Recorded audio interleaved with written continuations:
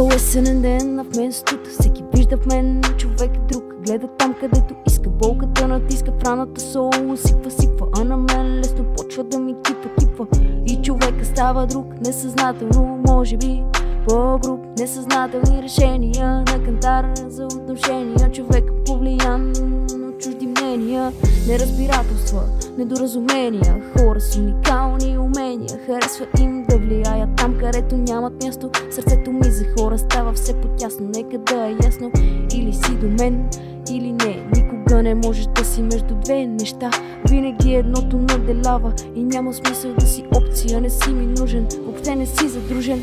Мисли, минаващи през главата ми пореден ден. Сядаш на земята уморен, но някак окуражен от близки и приятели. Дали така са всички мечтатели?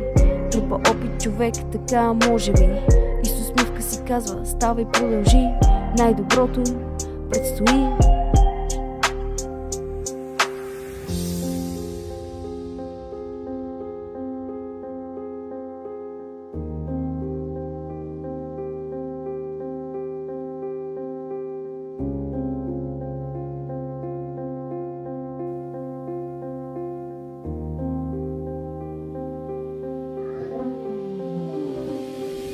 Слагат маски на лицата си, пакост или лакомство, но не е Хелоуин, а реалността, слабостта. Мисля си сега, а не го сложи край на това и начало на онова. Какви ще са последствията? И докато само го мисля, не рискувам. Не смея да слушам сърцето си и в море от емоции да поплувам. Просто да поплувам. Държа си на усмивката, нека тя ме представя. Вътрешния си свят само на избрани ще предоставя. Аз и знам кой в моята ситуация се поставя и кой няма да оставя. Може би не постъпвам редно понякога.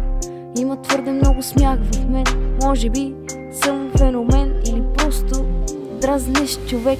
Мисли, минаващи през главата ми пореден ден. Сядаш на земята уморен, но някак окуражен от близки и приятели. Дали така са всички мечтатели?